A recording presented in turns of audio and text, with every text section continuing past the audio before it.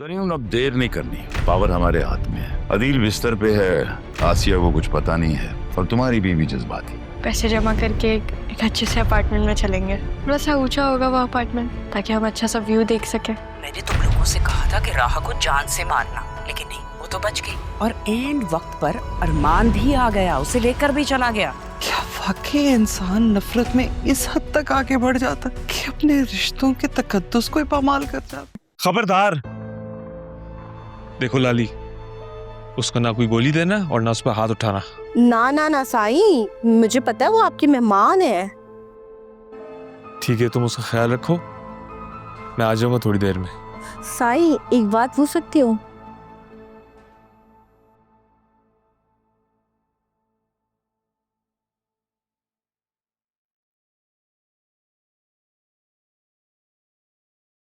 तुम्हारी माँ ने कुछ खाया? बस 2 घूंट पानी ही पिया था, वो भी बहुत मुश्किल से।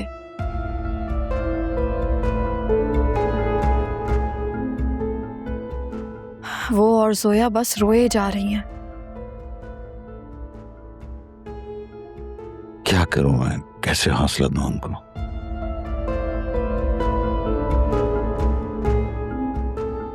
वो लोग मेरी बच्चियों को मेरे सामने से ले गए।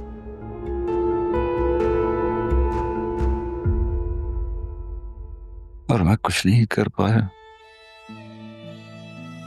बाबा, आप खुद को इल्जाम मत दें। जो कुछ हुआ है वो सब हमारे बस में नहीं था।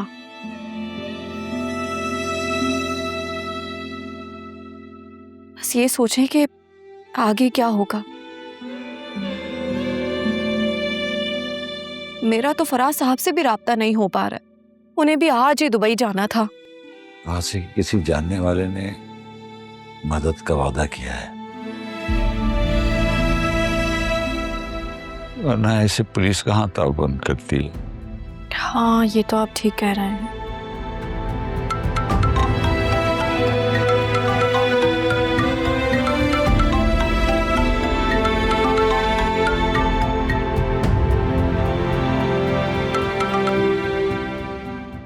हेलो, स्लो बात कर रहे हो?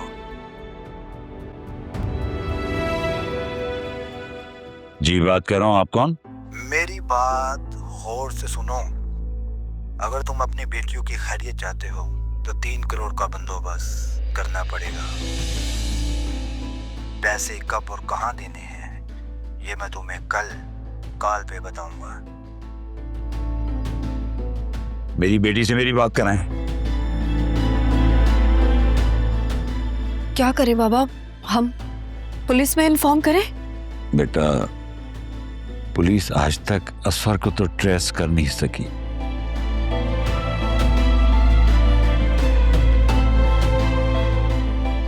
फिर पुलिस को बता के मैं अपनी बच्चों की जिंदगी रिस्क पे नहीं डाल सकता। तो ये 3 करोड़ रुपए बाबा, ये सब कैसे होंगे? इतना कैश कहाँ से आएगा? मुझे नहीं पता। करने तो पड़ेंगे ना। बेटा, मेरे पास तो जो कुछ था वो सब बेच बाच के मैंने उस जोया के लिए 2.5 करोड़ रुपए का फ्लैट खरीदा था। मेरे अकाउंट में तो अब कुछ भी नहीं है। और वो फ्लैट 1-2 दिन में तो बिक नहीं सकता। और अगर बिक भी गया तो कौन सा 1-2 दिन में पेमेंट आ जाएगी? मैं वासे से पूछती हूँ। अंकल की लाइफ इंश्योरेंस के पैसे आए हैं, शायद हमारी कुछ हेल्प हो सके। तुम पागल हो गई हो क्या? अब क्या दामाद से पैसे लेंगे? हाँ, तो कौन सा हम भीख मांग रहे हैं बाबा? फ्लैट बिकेगा तो हम पैसे वापस कर देंगे। अगर आप उनसे मदद नहीं मांग सकते तो मैं वासे से बात करती हूँ। बाबा, हमें किसी भी हाल में आयरा और फिजा को घर वापस लाना ही लाना है। चलो बाहर चलकर बात करते हैं, लेकिन बाहर वासी की दादी बैठी है।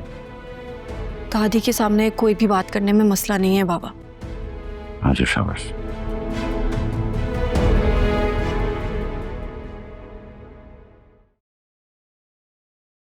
तुम बाहर खड़े रहो।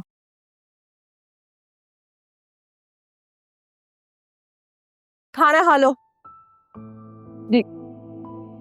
प्लीज अल्लाह का वास्ता मुझे बताओ वो बच्ची कहाँ है?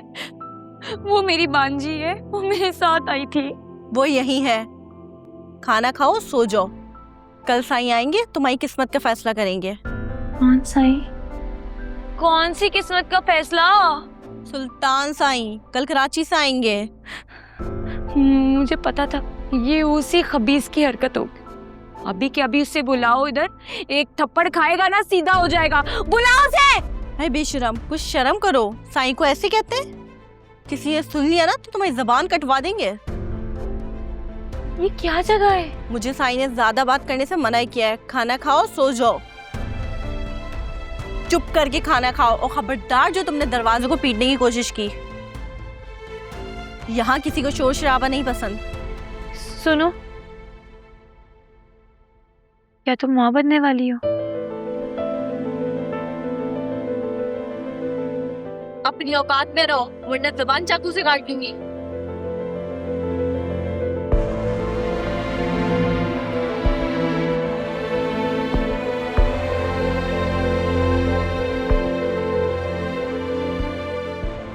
हाय रा माँ, बाबा,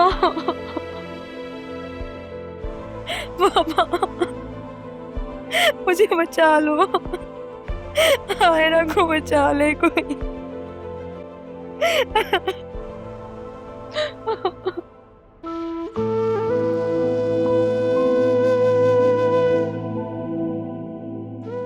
सोया, प्लीज थोड़ा सा कुछ खा लो। तुमने सुबह से कुछ नहीं खाया। कैसे खा लूं जब तक उसे देख नहीं लूंगी? एक नवाला नहीं उतरेगा मेरे हलक से। बाबा पैसे अरेंज कर रहे हैं ना, और एटलीस्ट हमें इस बात का तो इत्मीनान है कि वो दोनों सेफ हैं। बस दुआ करो कि वो दोनों बस जल्दी घर वापस आ जाएं।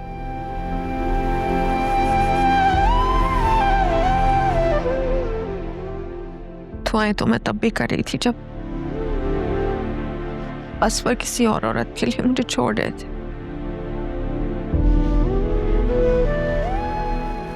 मेरी दुआ में तो असर ही नहीं है। शायद मैं बहुत गुनहगार हूं जो अल्लाह ताला मेरी दुआ कबूल नहीं करते।